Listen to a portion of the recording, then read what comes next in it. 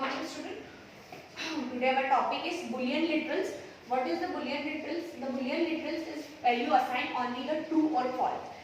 Boolean literals में value हम कैसे assign करते हैं? Main point हमको ये ध्यान रखना है how we assign the value. So the in Boolean literals we assign the value only true or false. These are the main points जिसके अंदर हमको ध्यान रखना है कि Boolean only definition understand करता है, value understand करता है true और false. अगर हम इसमें 0 और 1 भी लेते हैं तो वो 0 को ट्रू लेगा और 1 को फॉल्स लेगा. That's mean he only understand it's only understand language true और false. For example 1 is true, 2 is false. Okay, now the next is floating point literals. Floating represented by the decimal value. Floating कैसे represent करता है? Decimal value से. And decimal value कैसी होती है? हमारी point की वैल्यू होती है. अगर हम इसमें सिंपल वैल्यू देते हैं, फॉर एग्जांपल 3, 1 और 31, या फिर हम इसको 33, 333 लेंगे तो ये वैल्यू बुलियन, ये वैल्यू फ्लोट असाइन नहीं करेगा. ठीक है, इसमें वैल्यू कैसे असाइन होती है? पॉइंट से. 2.7, 54.88. एंड एफ और डी इसमें हम इसको बोलते हैं सफिक्स. एफ का मतलब होता है फ्लोट एंड डी का मतलब होता है double. Okay, and then last is string literals. String literal is are sequenced by the character. String literals किसको define करते हैं? इसमें string literal किसके लिए कहते हैं? Characters के लिए. For example, G, O, D, M, O, R, N, I, N, G. ये पूरे characters का group है.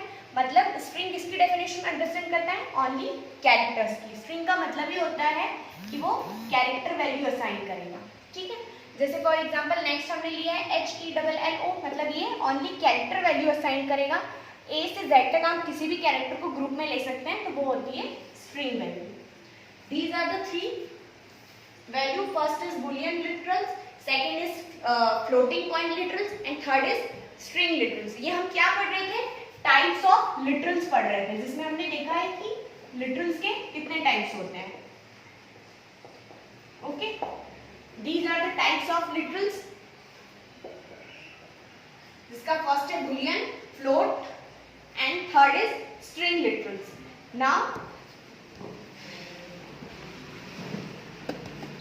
Now the last one is null literals. The final literal that we can use in Java program is null literals. We can specify the null literals in the source code is null. इसका मतलब होता है null literal में कौन सी value रहेगी? null का मतलब होता है कोई भी वैल्यू नहीं. मतलब null से मतलब है कि अगर हम कोई भी null लिखते हैं, हमें किसी के भी आगे null लिखना पड़ेगा. For example s is equals to, हमने देखिए क्या लिखा है? null. null से मतलब ये होता है कि इसने कौन सी वैल्यू ली है? 0. नल का मतलब ये होता है कि नल कोई भी वैल्यू नहीं लेगा, वहाँ पर खाली रहेगा. इन दीज देखो यहाँ हम एग्जाम्पल में देखेंगे object reference we reduce the number of reference to the object by assigning the null to S. मतलब हम एस में कौन सी वैल्यू असाइन कर रहे हैं? नल वैल्यू असाइन कर रहे हैं. और नल का मतलब होता है 0, मतलब यहाँ पर कोई भी वैल्यू नहीं ली है. No longer reference, it will be available for the garbage collection. The compiler will be destroy it and the free memory will be allocated. हमने कोई वैल्यू ही नहीं ली है तो मेमोरी में क्या जाएगा? खाली स्पेस रहेगी. कोई वैल्यू असाइन ही नहीं हुई है तो वो किसको फ्री स्पेस रखेगा वहाँ पे. Okay, these are the types of literals. हमने लिटरल्स के टाइप पढ़े हैं, जिसमें हमने पढ़ा था first boolean literals, then floating point literals, string literal and the null literals. सबसे मेन अब हम देखेंगे 8.3 identifiers. Identifiers are the main.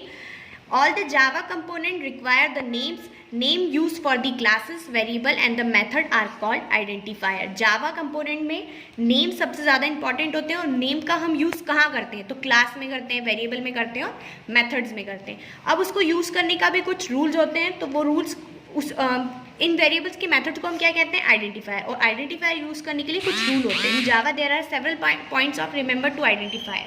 वही इसका मतलब है कि इसको रूल्स है कुछ इसके इंपॉर्टेंट पढ़ने की. जो क्या है? First, all identifier should begin with the A to Z और A to Z. मतलब कोई सा भी कैरेक्टर ले सकते हैं, पर वो स्टार्टिंग किससे होंगे? कैरेक्टर से स्टार्टिंग होंगे. या फिर हम इसमें कोई अंडरस्कोर ले सकते हैं. ठीक है, अंडरस्कोर ले सकते हैं, कोई साइन ले सकते हैं. Second is after the first character identifier we can any combination of character. Starting character लेने के बाद आप कॉम्बिनेशन ले सकते हो, ग्रुप ऑफ कैरेक्टर ले सकते हो. And third one is a keyword can not be use as a identifier. कोई भी कीवर्ड हम नहीं ले सकते हैं इसके अंदर. Most importantly identify our the case sensitive. ये केस सेंसिटिव होता है। केस सेंसिटिव का मतलब ये होता है कि या तो आप पूरा कैपिटल में लिखो या फिर आप पूरा स्मॉल में लिखो, एक ही लैंग्वेज ये समझ में आती है, ठीक है। Now the last one is Java keywords. Java keywords क्या होता है? The following it show the reserve word in Java. Reserve का मतलब ये होता है कि कीवर्ड्स के लिए ऑलरेडी प्रोग्रामिंग में जगह रिजर्व होती है। रिजर्व का मतलब आप ऐसे भी समझते हैं, रिजर्व का मतलब क्या होता है? फॉर एग्जांपल हम बस में सीट रिजर्व करते हैं, तो रिजर्व का मतलब यही होता है कि हमने ऑलरेडी इसकी सीट रोक रखी है। दैट्स मीन जावा की कोडिंग में भी कीवर्ड्स के लिए सीट ऑलरेडी रिजर्व रहती है, तो इसका और ये वैल्यू ऑलरेडी डिफाइन रहते हैं, आइडेंटिफायर की तरह ये डिफाइन इनके नेम है। फॉर एग्जांपल देख लीजिए यहाँ पे एब्स्ट्रैक्ट कितने सारे 4 पेयर हम यहाँ देख रहे हैं, 1 2 3 4 रो है यहाँ पर, और हर 4 रो में बहुत सारे कीवर्ड्स हमने देखे हैं, तो ये ऑलरेडी डिफाइंड कीवर्ड्स हैं, रिजर्व कीवर्ड्स हैं। Okay, thank you.